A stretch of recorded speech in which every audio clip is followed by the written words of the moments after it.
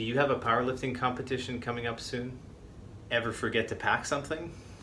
Ever had to borrow somebody's belt or singlet the day of the competition? This isn't even a belt. Stick around and I'll show you my method of packing so that you don't forget anything for your next powerlifting meet. If you know someone that might forget a piece of equipment the day of a competition, please be sure to share this video with them.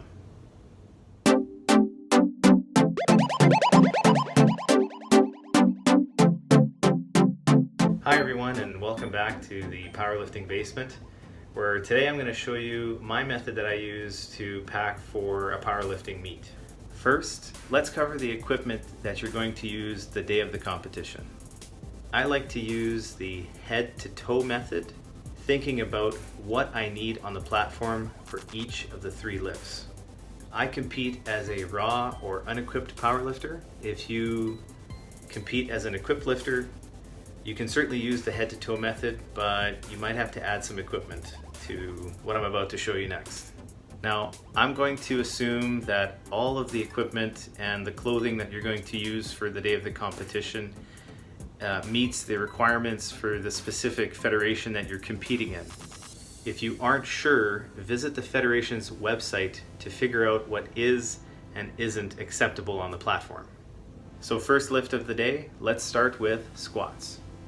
So if we start at the top, the first piece of equipment that I would need would be my New Age 6D mouthguard. Next comes your competition shirt. Next we have our competition legal singlet. Moving along, we have underwear. You have to make sure that it's competition legal. Typically that means no legs, so tighty whities. Don't forget those. Moving along, we have competition belt, federation approved, of course. Next we have knee sleeves, this one, or these ones, or these ones. Nice. Moving further down, we get socks. Socks have to be approximately knee high, somewhere around there. And last but not least, your squat shoes. I happen to squat in Chuck Taylors, so that's what goes in this head to toe for squat. So the reason why I like to do the head to toe method is because I lay everything out on the floor, and now if I look at the second lift, which is bench, if something changes, if I move something from this setup from squats to bench, I put that in my gym bag. Okay, second lift of the day is bench, and your equipment is likely going to change for that. Okay, so we have the same New Age mouthguard, same competition shirt, same singlet, same undies.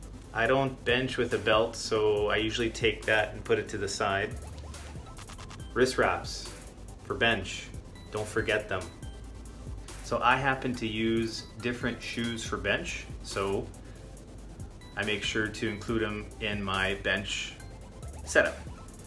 All right, third lift is the deadlift. Let's see if the setup changed. So we still have the mouth guard, we still have the singlet, we still have the competition shirt or not. Undies, yep. Belt, check. Socks, still good. Baby powder.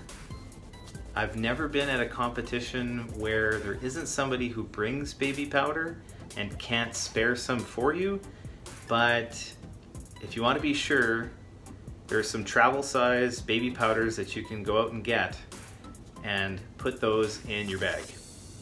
Deadlift slippers. Very important to remember to pack these, especially if you squat and bench in heeled shoes, but you pull in flats.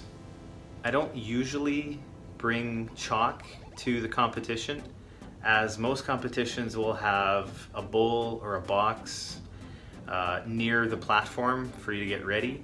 However, if you're particular with your chalk, be sure to bring it.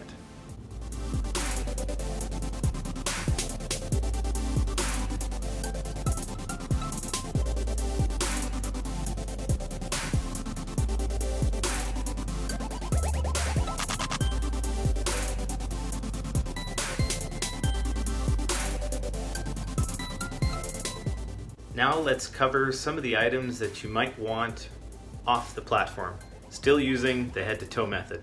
The first thing would be a source of music, so headphones, or this thing, or these work too,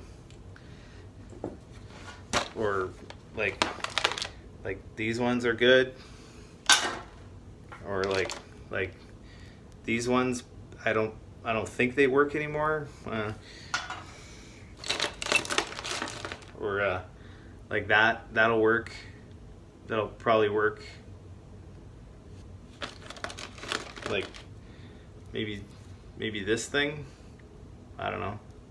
Have to take calls or something. Or like you can bring like these ones. So next is the source of music, so like your phone or like an old phone that doesn't work, barely holds charge, you know, that, or like this thing that you find in like an old closet and probably has like songs from 2003. This thing was bumping, man. Make sure to bring a charger for whatever device you bring. Some powerlifting competitions tend to span a couple of hours, and the last thing you want is for your source of music to stop working. Next is ammonia inhalant if you use it in competition. You got ears for the music, and then like there, you know. So moving along, next I have a sweatshirt, maybe some comfortable sweatpants, and a towel. Also a good idea to bring a spare pair of shoes or some flip-flops. Next are mobility or recovery items that I like to pack. First one is a lacrosse ball, Spikey ball. Next is a mobility ball. I prefer packing this than a foam roller just because it takes up less space and I find it to be a little bit more handy, more universal. Next item I like to pack is Voltaren or Rub A535 for aches and pains that may take place throughout the day.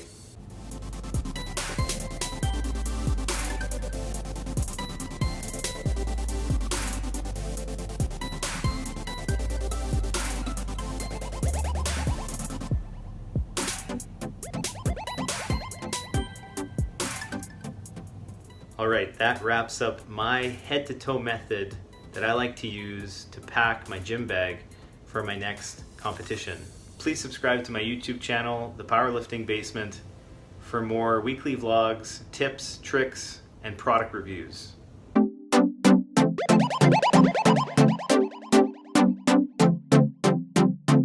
wonder if these would work with my AirPods.